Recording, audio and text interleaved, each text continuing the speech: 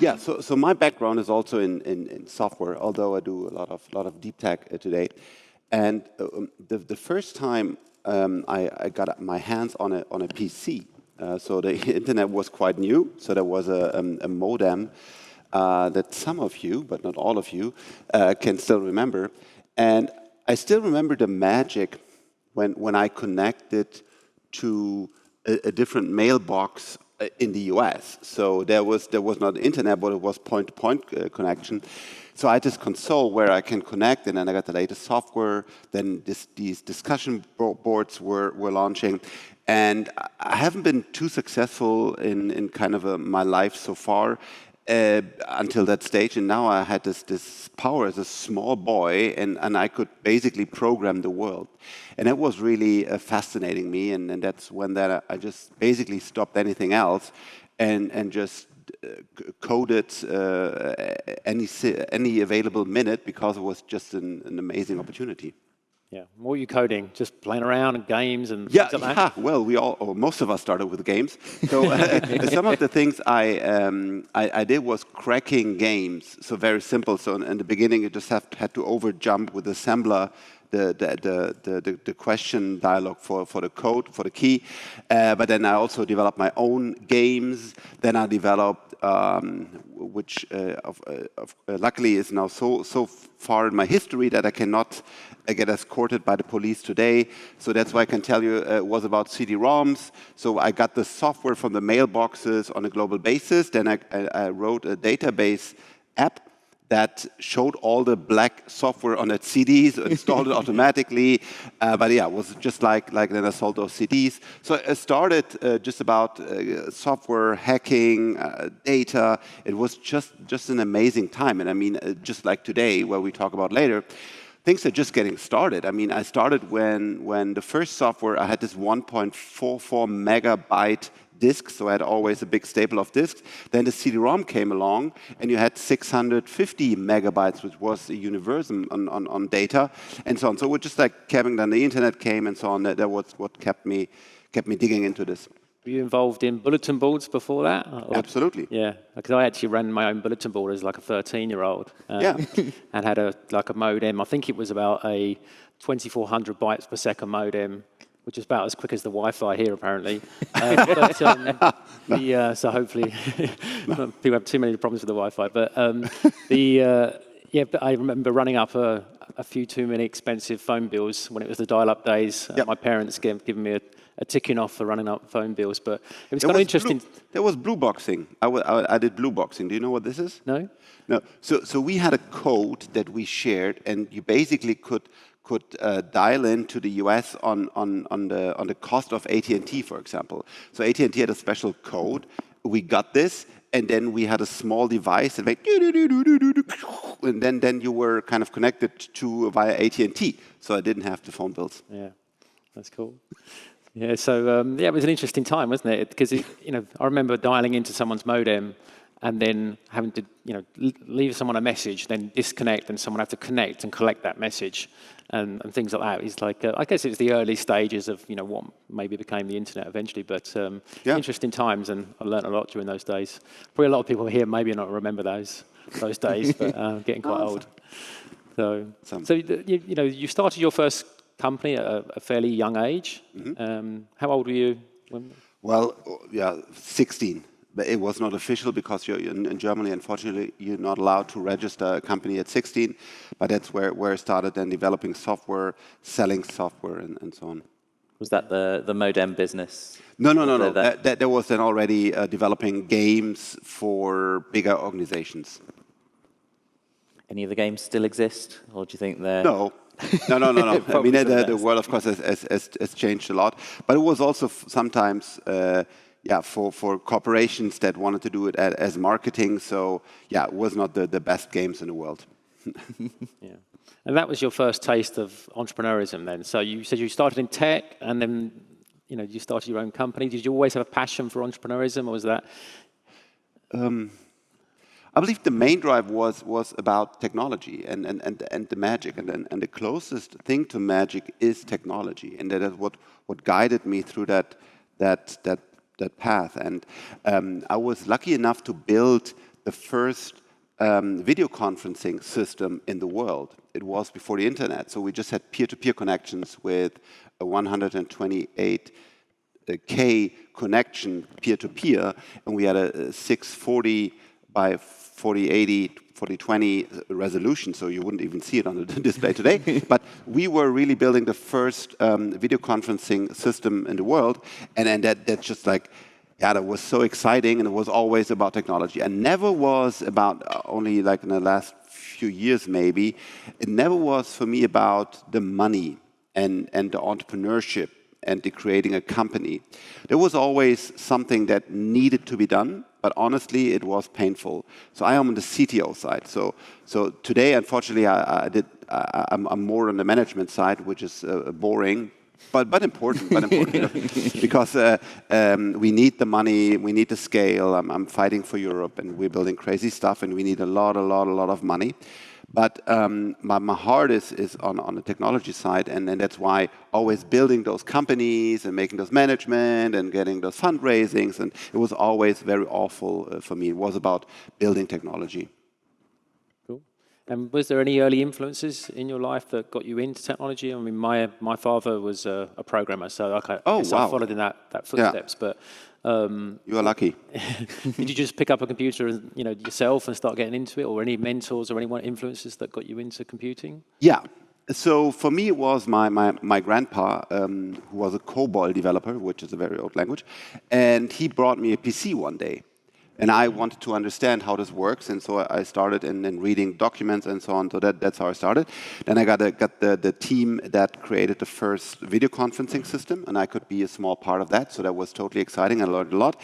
And then from there on, I had bigger guys who I learned from was the classical ones. I didn't meet them in person for a longer time, but just read the interviews and so on about Steve Jobs, Bill Gates, I mean the classical ones. But I believe they're so important because they are lighthouses, and we can all see what is possible, and I believe that's why they're so important. For example, in Germany, we had two superstars in tennis, Boris Becker and Steffi Graf.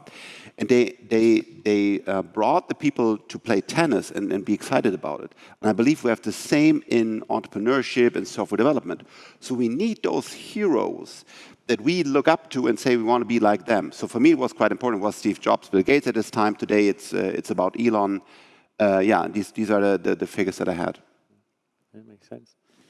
And I guess talking about maybe more about your early start and your first business, and I guess we all have ups and downs, in business and challenges that how was that early part of your career and into starting your own first company, and was it plain sailing? Was there issues? Only up. Only up and exponentially up. Exponentially up. So I believe that's quite important for every entrepreneur. So everything was great in the beginning because I was just coding. I got my first venture capital. But then really things went south, and I basically, because I had no clue about building companies or was not really interested in them, so I signed for a loan that was too big for me to ever pay back. And then I was basically faced with private personal insolvency, so because there was so much debt that I couldn't pay it. And I believe that's important, so that you invest and start and be engaged, but that you don't sign for debt or other obligations that you cannot fulfill in a normal job within 5 years. So otherwise, you might end up like me, and you have like such a big debt that you will never pay off in your whole life. And that's where definitely where I had to learn about finances and all those boring things.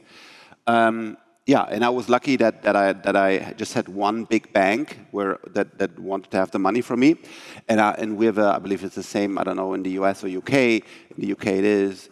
I just say, okay, I will say I'm bankrupt, I'm done, and you got nothing, and I will just like for 7 years you can't build anything, or you get 10% of the money, which was insane. But I got this tip that's possible, and so I did it. So and after some negotiations, they agreed to just take the 10% of the money, so they have some money, and I could move on.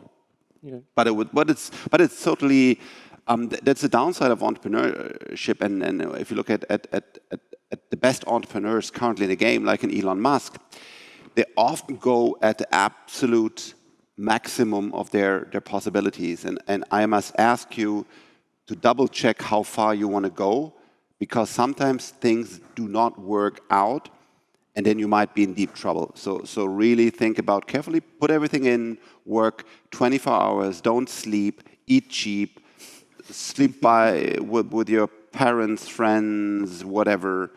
But if you oblige yourself to big financial burden, double check if you can pay it back. I guess it's everything is about risk, and you take risk when you're doing software development and putting features out, and also on the finance side. And did you learn a lot about learning about risk there, or balancing risk when you were going through this? Yeah, through my life. I mean, the first thing I was a skateboarder, and there you basically have to break a leg or an arm to get good. It's not like tennis or table tennis that I used to play. If you want to be a good skateboarder at a certain point in time, you have to break your body. And that's where I learned, like, where's the end? I mean, there I only broke my body. So that's important, like how far you can go. And that's why, for example, there's a study, I don't know how valid it is, but that people that accelerated in sports, doesn't matter which sports, but be the best in the team, be the gold medal, whatever, that when you invest in these as a venture capitalist, you get the highest returns. That's the study I read. I don't know. Why do you think that is? Because of the performance, because you have to deliver, and the stress. So the stress is enormous in sports if you are at the high end. So a friend of mine, for example, did win the Formula One race. And he did also about the psychology and how he was in that state and in that mood and everything. So it's a complete package, and it's similar to what you need to build a company, I believe. Yeah, I totally agree. I just did many years of motorsport, so that's where I guess I get my competitive streak, which I take into business. But also you learn so much about, certainly motorsport is a team sport, because you have all the team and all the mechanics and all the engineers, and the car doesn't perform without the team. Absolutely. So that's certainly something I learned in those early days, which is good. So taking things on, you now have a venture capital firm, and you're investing in companies. And what are some of the key traits that you look for as an investor? What sort of things are you looking for? What things maybe when you look back at when you were a startup, and have some of those, I guess, first-time founders as well. So we have a little bit different view on startups and other VCs, because we just invest our own money out of passion. So what we want to see first is that the team is working on something that is important for Europe. So, for example, they are tackling the energy crisis, and it can be scaled globally. Or we have a very weak robotic ecosystem here in Europe. They are competing with the US and China. So we say, are you working on a worthwhile and crazy mission? That's the first thing. And then we say it has to be, the opportunity has to be there to get it really big. So for us, it's not about the money, but building something meaningful out of Europe, because we have so few companies out of Europe that get meaningful. So for us, we have to have a clear path to 50 billion plus valuation. Again, it's not about the money, it's about building something meaningful out of Europe. So then, just yesterday, we had a very on the edge discussion about this. Is the founding team, do we feel that they can grow? Because what will happen the moment you get venture capital, you are on a rocket. That's great. But it's also very annoying and very tough. Because a rocket means 24/7, full speed, being professional, firing people that you like a lot but do not perform, building, and so on. So it's a very different thing. So we want to see, is the founding team, and it's hard to foresee, but we try, are they ready for the crazy mission? And that's basically it. So meaningful product, total addressable market, knowing how to scale, can be 10, 20 years. We don't care. And we don't care about money. In one of our startups, fresh cash was invested like 1.8 billion. So we're not afraid about putting in a lot of money or needing a lot of money, but we have to have a path towards scalability. And sometimes, for example, we look in alternatives to plastics, but we don't see a path where the alternative gets as cheap as the bad original. Even if you put in $1 billion, we don't see the path, then we would not invest. So we're not afraid about putting in a lot of money, but then at some certain stage, there must be the scale and then the feasible business. I mean, it sounds like there's a balance you're talking about. There's the tech side, which I think is in your heart, that there needs to be a tech that you love. But I think for the people here that are founders and that are new, what traits are you looking for in them, in that team, that maybe haven't done it before and haven't had the experience of doing 4 or 5 startups before? What should they be focusing on first? We have to see the passion. So do we feel that you really want to build it, whatever it takes? We have to feel that they're professional. Just one thing is like you call them on a Friday and you say, hey, when we meet on Monday, we would like to have a first prototype of this and that, and we know they can build it over the weekend.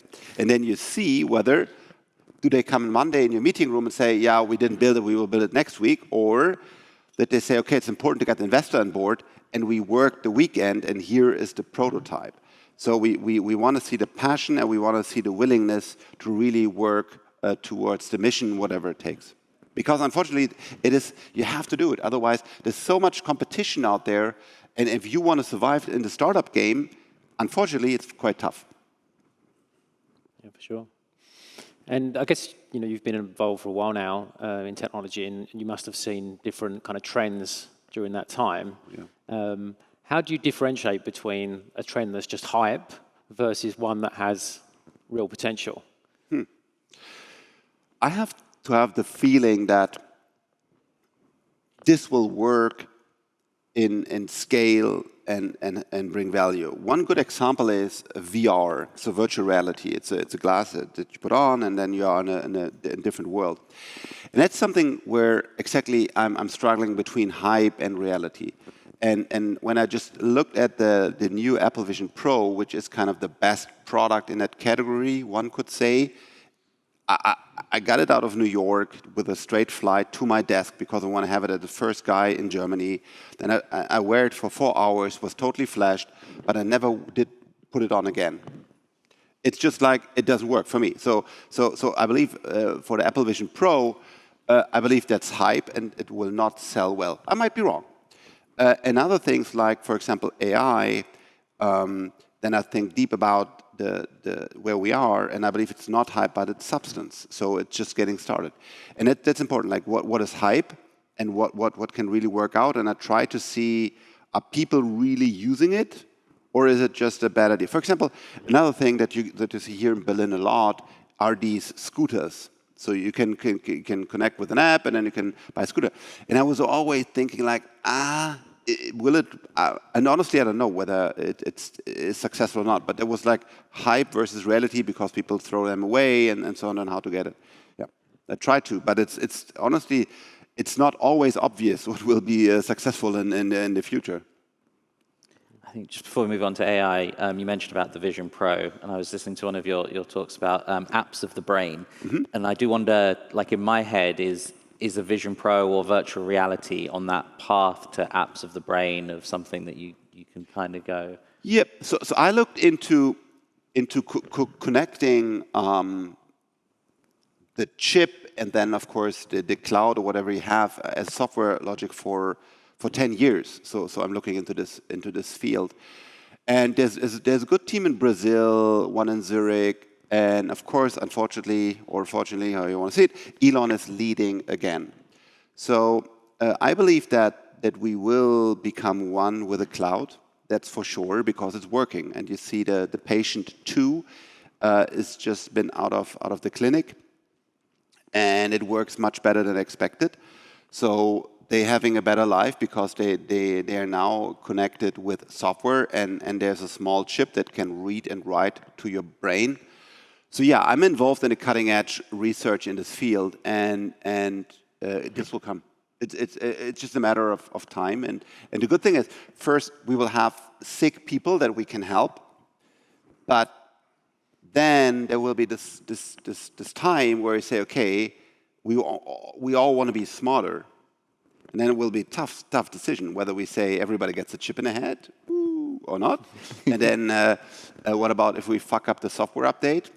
But the thing is, it's happening right now. It's happening right now, and then Chinese are also having some great projects in that area. Can we have a show of hands? Who would have put a chip in their brain? Anyone? And the funny thing is, Four. and the funny thing is, if you would that ask in the US or China, there would be so much more hands, because I don't know, maybe some from the US, but in Europe we tend to be more like data protection, in a good and in a bad way. So it's interesting. And China, everybody, I want to have a chip. Yeah. It's like the Bill Gates COVID vaccine, isn't it? Yeah. Cool. So moving on to, you mentioned about AI, and obviously it's a big thing we all know is here to stay. And again, back to that kind of, I guess there's a lot of hype and a lot of maybe snake oil as well. And I mean, you've been involved in investing in some AI companies. And what sort of technologies, where are you seeing AI? Where are you excited by AI and the uses of AI? So, well, AI is a big word. So I created, I don't know how long, like 10 or 15 years ago, I went to the mission and say, I want to have smart documents. So I said, we have Spotify, and I can ask it, play the latest, greatest hip-hop jazz music. We have YouTube, Netflix, and whatever. But when it comes to my personal documents, I cannot say, show me the invoices that are due next week, or do I have an NDA with? Totally freaking ridiculous. So I went out, raised a lot of money, and created AI, and like, I don't know, I have to check it up, but like 10 years at least ago. And it was very, very tough because you didn't have there were no GPUs or powerful. But we received some of the results, and I believe that there was but it was just not good enough. So when you tag or recognize like 99% of the documents correctly, we did have a big party. And even at this time, he was still alive, Steve Jobs said, shit, Apple should have invented this. But in the end, it was a total failure because the 1% was just super annoying for the user. So it's hard to get it to a threshold AI where then people are excited. And ChatGPT with its 3.5 model and the UI, like chatting and so on, they just hit that threshold of enough compute, enough data, enough product so that people are using it. Now it seems to go down, but the good thing is we're just getting started. So we have more data, more ability to build those models, and then we will do a lot of inference on the client side. But you have to see that when you want to go into that business of creating models, like the main models, you have to have $100 billion at least in capital, and that's for me a problem in Europe. So I believe we will not see new players. So we have the Saudis, then the Teslas, the Metas, the Microsofts, the Googles, and I believe it will stay that. So they will deliver the models, and maybe one in China, but that's it. Yeah. Could you go into why you're seeing 100 billion, why that figure is there? What are the components required for training these large models? Mm-hmm. So you need a lot of data, but it's honestly not too complicated, but it also can be a differentiation, and now they are negotiating contracts, and some data were used on a gray zone, like we all know that very famous interview with a YouTube question, and she lost her face. So the thing is, so you need to training data, but that's not the biggest hurdle, and then you need to have to kind of clean up the data and structure the data. But then you need a big cluster of working with all those billions and billions of parameters. The result of this is just a weighting machine of an ASCII file. So it's quite simple. But creating this and crunching all those billions of parameters, this needs a huge Today, H100, that's from NVIDIA, but in the future also other, hopefully, XPUs. I believe GPU is the wrong word. And this is just a pure amount of those processors, today H100s, the energy that you need, the networking that you need to build this up and then to run it. And there are only few places in the world where you can get enough energy. That's totally ridiculous. And they are so expensive because Microsoft, Tesla, Meta, they have secured the big energy places in the world.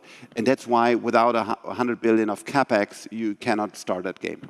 And is that CapEx mostly on the hardware, or is it on the energy? Because I feel it's mostly on the energy, really. No, I believe it's a fair mixture. Yeah, but both. Energy is also critical and getting more and more critical, but also to get only the Blackwells now or whatever, you have to have the relationships to get them. It's not that you can buy them. It's ridiculous.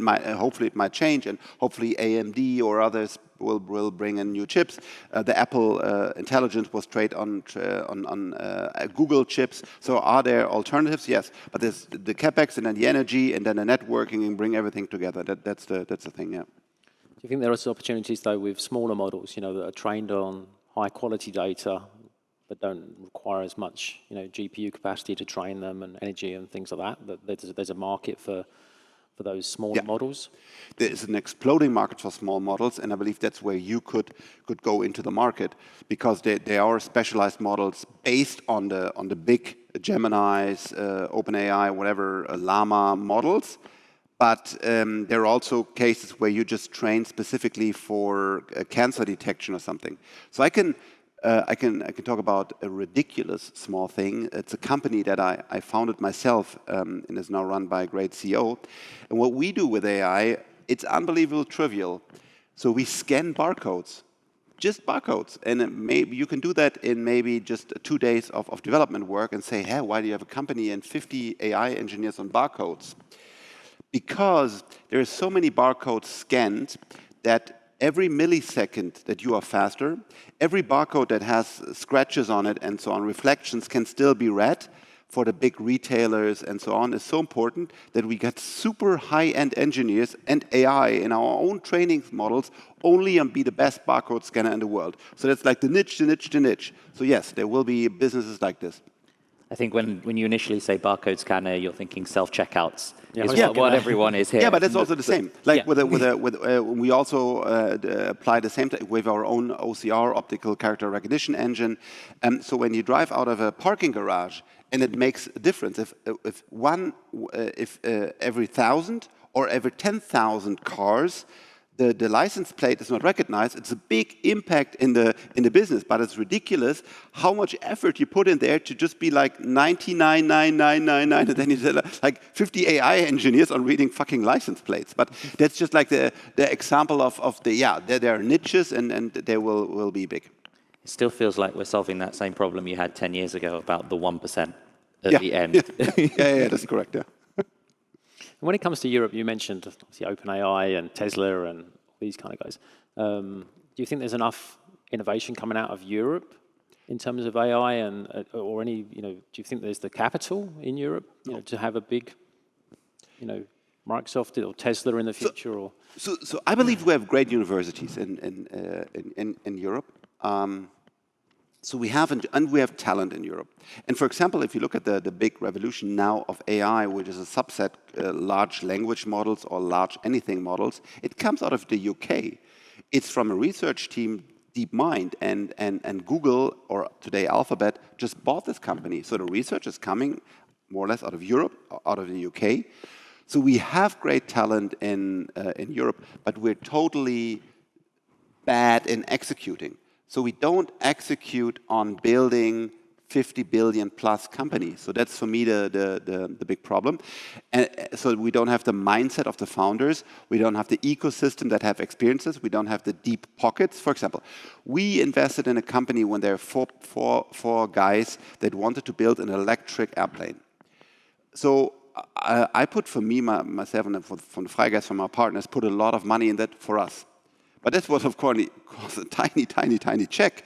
for all the competition in the US, because they were chatting with the Google founders and so on. I said, oh, that's a great idea, electric plane, 100 million, I will buy it tomorrow. And 100 million for me is a lot of money, so I don't have it in cash, in liquidity. So that's the difference. So the amount of money and the willingness to spend is so much different in Europe than in the US. In China, the government pays a lot of things. So that's a huge problem. So I'm very worried about the European ecosystem. And that's why my mission is to build some meaningful companies out of Europe. And if I build 2 or help to build 2, this would be already amazing. But it's quite tough. But we also have some good news. Like just, I believe yesterday, a friend of mine announced a new fund or 2 new funds with 1.24 billion, which is okay. So it's going in the right direction. So Niklas Zennström, the Skype founder. So we have some hope in the ecosystem, but it's a different ballgame between the US, China, and Europe. Do you think that's availability of capital or appetite for risk? Appetite for risk. Appetite for risk. So I'm sitting in big villas, on big yachts, and trying to convince those guys and girls to fucking invest into startups. Yeah, I try. And sometimes I succeed. For example, I did win, and I'm very proud of that, the Prince of Liechtenstein. So I converted him to become a venture capitalist, and he's very active now, and he's managing 400 billion, I don't know. So it was the same, like the first lunch, and then I explained to him venture capital, blah, blah. But I had thousands of talks with billionaires on big yachts, private jets, whatever, and they never invested a euro or a dollar. So it's very hard to bring, for whatever reason, well, there are 2 reasons. They are afraid to look bad. That's even more important than losing money. Because if I am the super successful billionaire, and I invest in that small cancer, robotic, or rocket startup, and then it fails, the press could say, oh, the super smart billionaire did invest 10 million into this company, he's a big loser. So it's about communication, so you have to make them feel comfortable. So that's why often they invest with other top-tier investors. So like McKinsey is doing all the studies for it's a different story, but it's kind of the same. So they're standing beside big investors. Yeah, but I'm still trying to unleash them so we have enough capital. They can go to Monaco, you can go to Liechtenstein, you can go and look at the yachts. So and getting a slot for private Gulfstream. So there is no money problem, but there's a problem of allocation and risk appetite.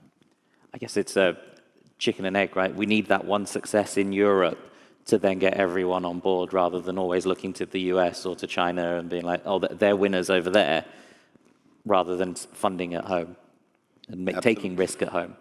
I'm trying very hard with my small money.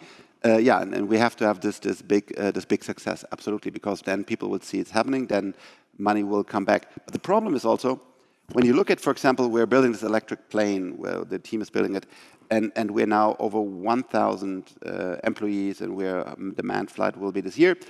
But when we look at who did invest, yeah, it's Prince Max from Liechtenstein, but most of the money is coming from China, big US funds. So there's no real appetite in Germany to invest in these ventures. So when then the big success will happen, also only very few European will participate, because most of the money will go to the US funds, like the Sequoias and Recents and some Chinese companies. So yeah, it's a chicken and egg problem, and we all have to work together to try to crack this, because Europe has to wake up. Otherwise, we will see a bad future, because there's the US, China, and they will basically dictate the whole world what we eat, how we live, and that's a problem for me. Interesting. And taking that into the sort of future of work and society, talking about AI, how do you envisage that the workplace may change, especially with AI coming in?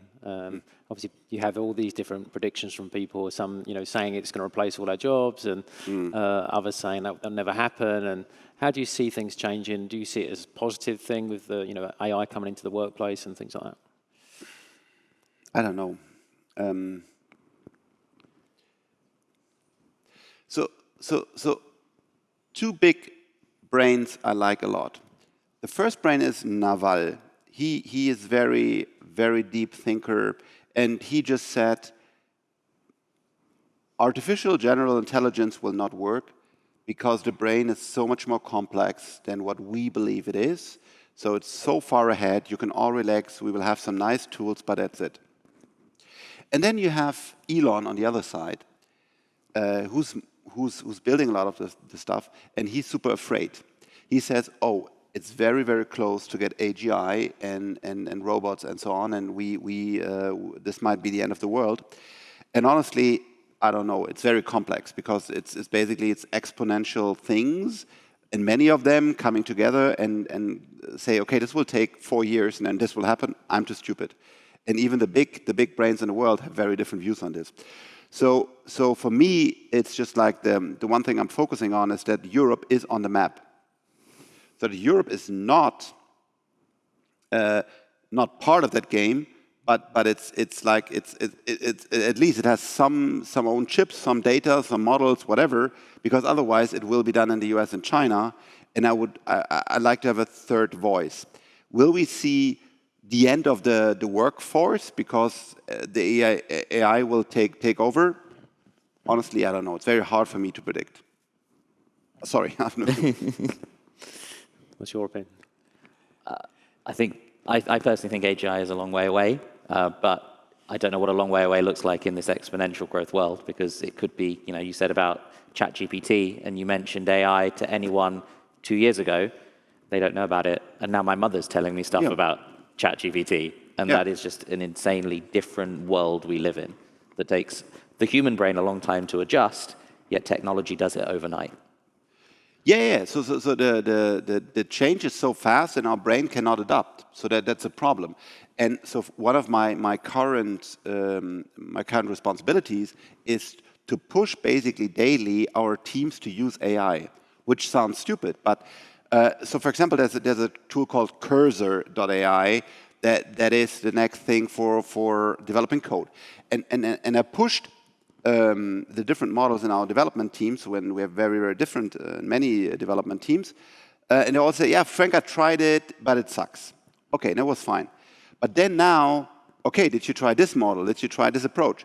So just changing the workflow and the behavior of some of the smartest people which we hire and work in our teams, even that is hard because I've always done it that way. I don't have the hotkeys, and so it will take a lot of time before people adopt it, and they will also get frustrated along the way, because like many times it works, and your mother says, "Oh, I have a children's birthday with blah blah blah blah," and oh, so many great ideas out of ChatGPT. But the next time you want to book a flight or a vacation, and ChatGPT got wrong that the hotel you want to have are two hotels, and the one ChatGPT is talking about is in Italy, but you wanted to go to Spain. This also happens, and then she says, ChatGPT. So this will be a long road in adapting the standards, the workflows, the habits of the people, and then also from the software side to come to 99.9999, so that your mother will stay happy and not be, hey, that's great, next time, oh shit. Yeah, or we end up in a hotel that's been demolished 5 years ago for a family holiday. Yeah. What's your thoughts on, I mean, you've talked a lot about more seniors in the workforce and them getting to use tools, but for juniors that are coming in where AI is just part of their life, what can we do to help them understand what the tool is, what the tool isn't, and how develop them into the seniors of the future? I encountered that with my CTO when the big frameworks were coming before AI, and you could have a big abstract layer, and then came the cloud and so on. And then we separated the developers of whom did really understand how things worked and who could just code. Because if you have no clue about a garbage collector, then you have a huge problem. So who knows how a garbage collector works?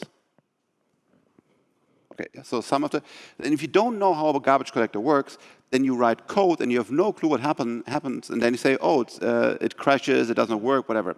Or if you have no clue about how a CPU, a GPU, and so on works, then you do stuff that that first works, but then put it in scale, it doesn't work. So, and I believe that's the same. So the ideal profile of an AI developer knows exactly how AI works, know exactly where it will be deployed, know exactly on which hardware it will run, what are the problems. Because if you have this full stack in the hardware understanding, which my CTO has, then you are so far ahead. Because otherwise you can code logic and build stuff, but you have no clue if the database doesn't sync or some work, because it's a black box. It's just like I put in the logic, build it, boom. So that's a big challenge. So it's great.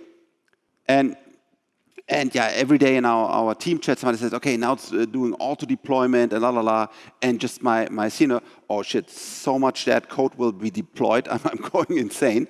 So we have to find a balance, and we have to educate the good developers that they know what in the end will run where, on which chip, in which memory, and how it's get allocated and used. That's quite important. Not everybody needs to understand, but enough people on the team need to understand this. Does this make sense? Yeah, it does make sense. I wonder, because Jensen Hung's saying that everyone is going to be a coder in 5 years' time with AI doing that. And how do we balance my mum writing a website to do a family holiday kind of thing, and getting code out there? How do we get that skills in? But then also, I've got questions on security of how secure are these websites that are going off everywhere. That's the next big thing, yeah. Because if you give this powerful tool and then somebody has access to your address book, so today it's very hard on an iOS device, for example, that somebody sends out all the contact details to everybody.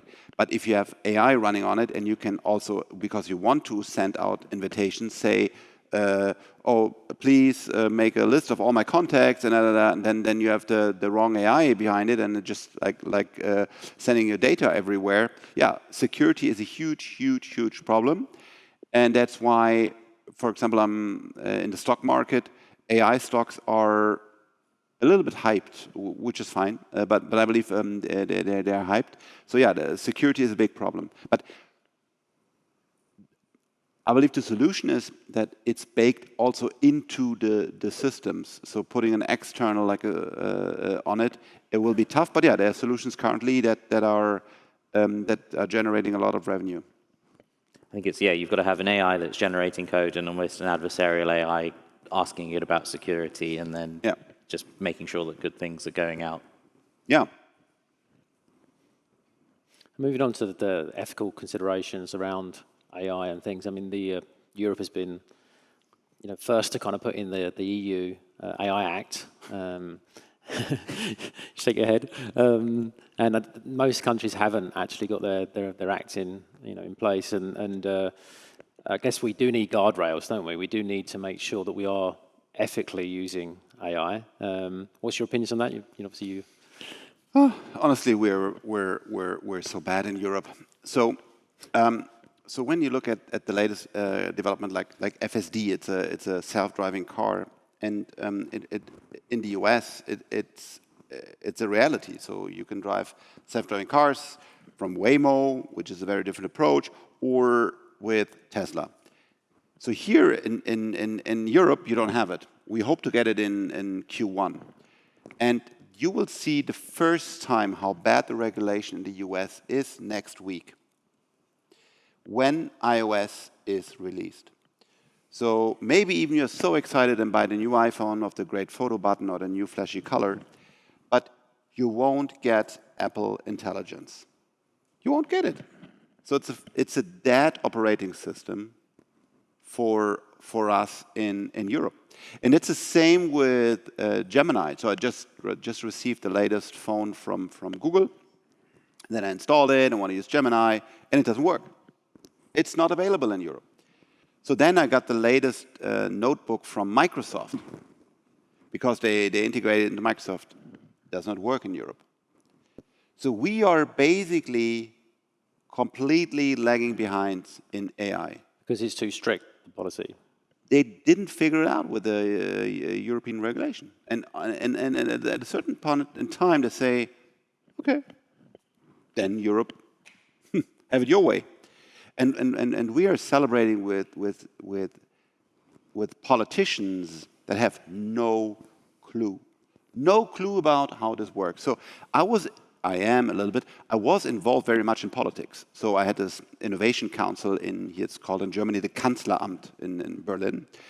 And I was there with the Minister of Digitization, Angela Merkel, and so on. And then I met most of the stuff, and very, very few people have at least a basic understanding of things. If you ask them what is a blockchain or something, they're totally lost. And now these guys regulate, and of course they regulate in a very bad way because they have no clue. So that's why I'm against regulation in general.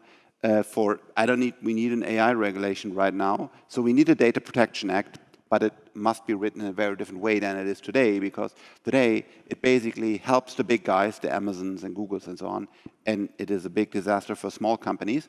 So yeah, I believe. So innovation might be stifled because you're held back.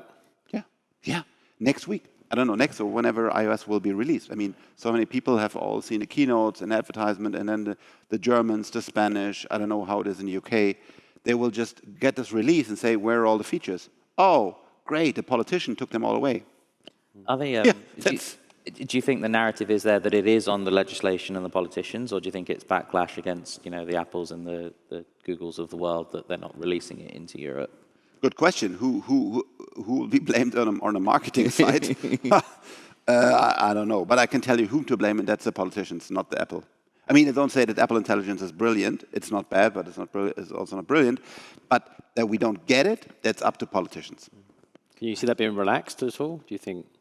Can you see it being relaxed over time when they learn lessons and things, and actually have to relax some of the. I hope so. I'm talking to many of them and try to educate them, but yeah, I hope so. But I can't tell you if they really want to change the course. I guess it's maybe trying to find something that they empathize with and they can see, but it sounds like if they don't know what they're looking for and what they're even missing, it's a really challenging conversation for you. I mean, the good thing is all of the politicians, all of the politicians I know use an iPhone. So they will experience it the first time. They're like, hey, why don't I get it? Because you signed that contract like 2 years ago that you want. Yeah, maybe then they will wake up. Learn the hard way. Yeah. Yeah. Cool. We're getting close to, we've got a little bit of time left, but as we kind of move along, it'd be great to hear about you personally as well in your life, and some of maybe your daily habits and routines and things that you've put in place for success, but also a little bit about yourself and away from business. And I did read that you're a keen cook. Is that correct? Sorry, a keen cook. What is a keen cook? Keen. A keen cook? No. Okay. That was wrong. That was wrong. Gemini. Okay. Gemini. It's Gemini. Wrong. So AI doesn't work then. No. Okay. So you mentioned about some robotic stuff, wasn't it? Yeah, I think it was just reading about some robotics and that the human robot is some of your. But again, going on to the tech side of things of what you. So first of all, from the personal side and all, what I also highly recommend is to think about your living system. So how do you wake up? How do you do your day? How do you work? How do you live your relationships and so on? And try to think about this actively, not just letting just live your life, but also think strategically about who do you spend time with, how do you work, and so on. And whenever I'm frustrated, I'm trying to understand why I'm frustrated now. And then I think about, can I change it in the future? And if something bad happens, I always look into kind of my system, my software, my team, my mindset, my body, whatever, and try to be tomorrow just a little bit better. And that compounds nicely. In the beginning, you don't see too much, just more maybe of stress, because you tell people, I don't want to see you anymore because you are bad influence or whatever.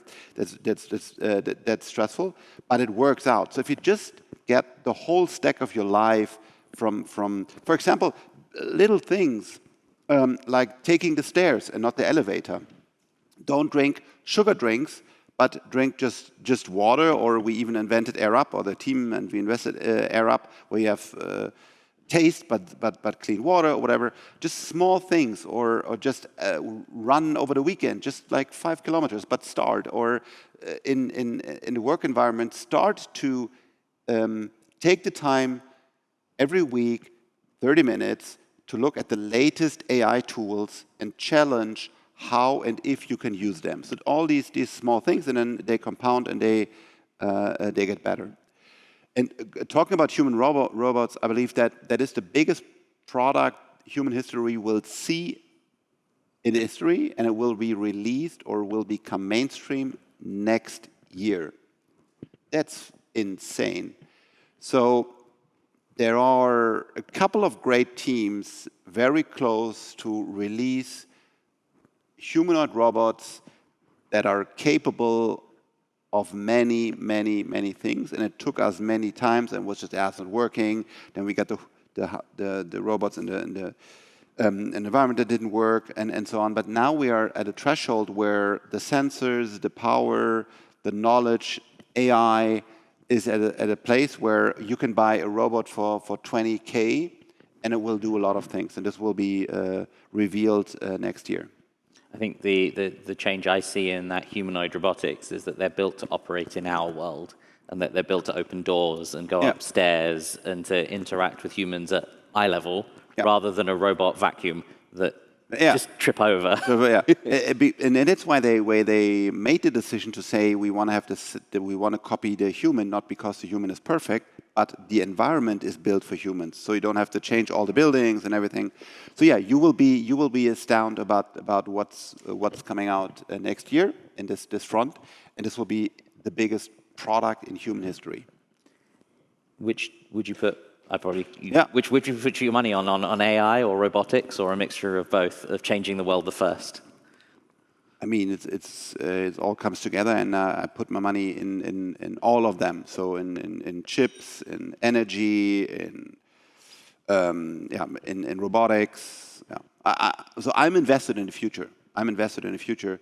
And sometimes it's also painful if the interest environment changes. Then small and mid-cap technologies company see a multiple compression. But in general, I'm invested in the future. I believe we're just getting started, and the next years will be super, super exciting. I think one of the other technologies I know we've not got a huge amount of time, I want to get your views on, is quantum. Because I know we heard about it a little while ago, and then AI has taken all of the news cycle. Yeah. But is that coming?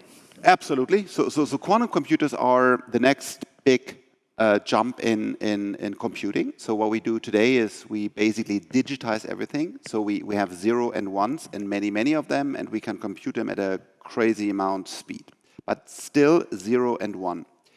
The thing is that the real world is more complex. And where you see it, for example, if we take the binarization and want to forecast the weather, we suck at it.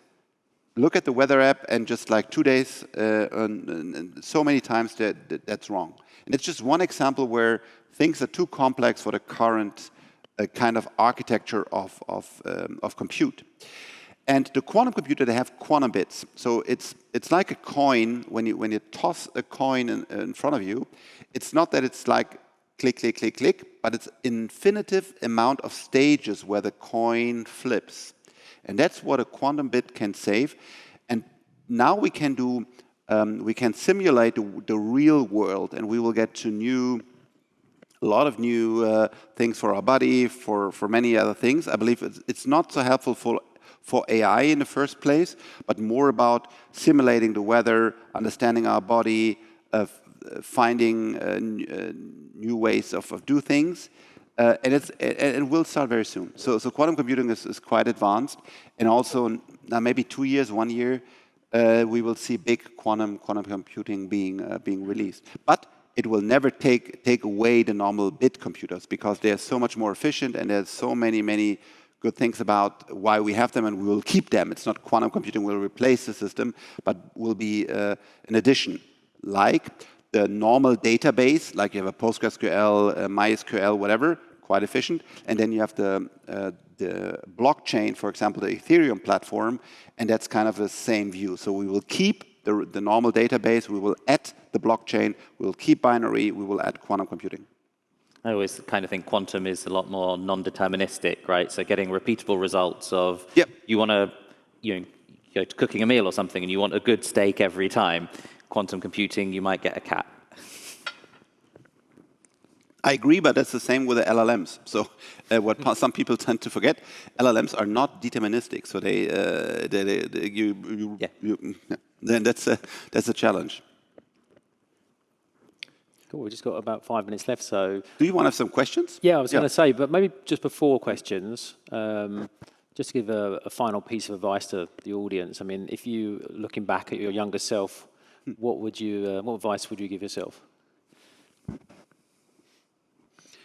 Don't be afraid.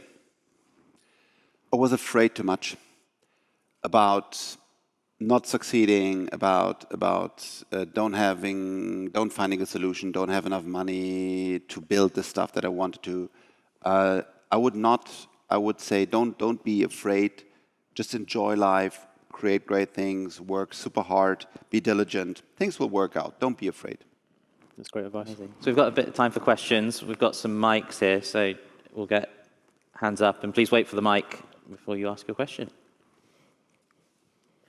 Hi, thanks for your insights. Very interesting. I would like to hear your opinion on one point. So I have a theory. I have the theory that in future, neural links will be used in order to measure whether the brain is able to fulfill a certain job. It's a kind of thinking of the next way of interviewing people. Instead of having a proxy to talk, to get through the CV, you will just have a neural link implanted.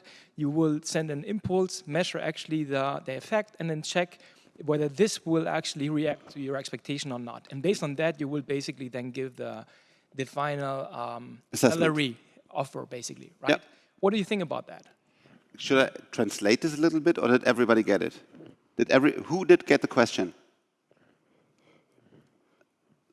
So the question is, if we have a Neuralink, which is a chip from a company of Elon Musk that can read and write the brain, and the question is, if we have a Neuralink and it's connected to the network, can the assessment center just connect to a brain, give my brain a tough mathematical whatever task, and see whether in real time my brain can process it? So because we are connected, we have the chip in our brain, we could basically say, I want to have the best physicists in for this, and that. So you send out to all the Neuralinks, everybody good, and then you got to get the best. So, and the question is, will this happen?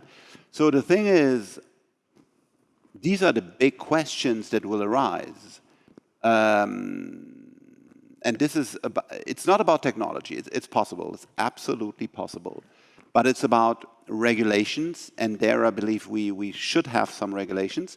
But in general, it's a smart thought, and that shows where things are going. And I might steal this idea in some of my future talks, because it's a smart idea. Like this shows like where things can go, and basically you have the whole world connected, and then how powerful the company would be that owns the chips, because they have access to all the humans, and they can say, give me the best whatever, bing, and then I got it out of the network. It's like networks today, like when you have Xing or LinkedIn, but it's of course much more powerful and much more effective. Yeah, it's the same. So yeah, would you invest in Neuralink? I believe so. Currently it's a private company. Yeah, but this will be possible very soon, but we have to make a decision, or I hope we can make a decision. I don't know. Maybe the US people will just tell us what to do. So it's like, I know Kung Fu. Yeah. I think this will revolutionize actually the HR, because currently there are a lot of trends like building on the side of the recruiters, how they can process actually the information, how they can interview. On the side of the candidates, you're basically using ChatGPT and other tools in order to be more efficient. And I think the end of the game will be this actually, that it's not going to be like through this, let's say, boosting of tools, but rather to have like this direct communication with the brain and evaluating the skills. I mean, there will be steps before, right? So what we have, we looked at a company that tapes or looks at the interview and then looks all of the mimics and tells you things.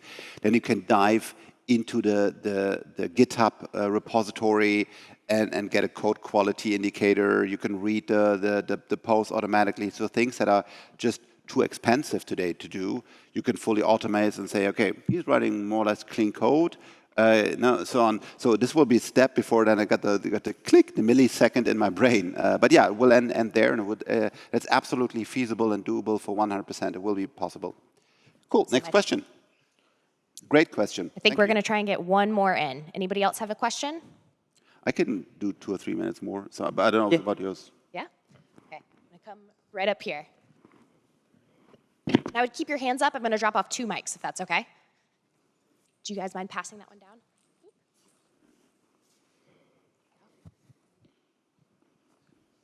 Yeah, great talk, very inspirational. What strategies do you use to make sure that you don't bet on technologies that are going to potentially quickly become obsolete? Can you translate this for me? I think I mentioned about investing in technologies that might become obsolete. How do you spot those? And yeah, like what strategies do you use to make sure that you don't bet on technologies that could soon I'm not become investing obsolete? in something that gets obsolete in the Quickly, yeah, with the fast-paced changing. Yeah, so I invested in before Uber in a company that's how it's called, Free Ride or something, I don't know. Today, where we had an app that connected taxis, and then we built a network out of that.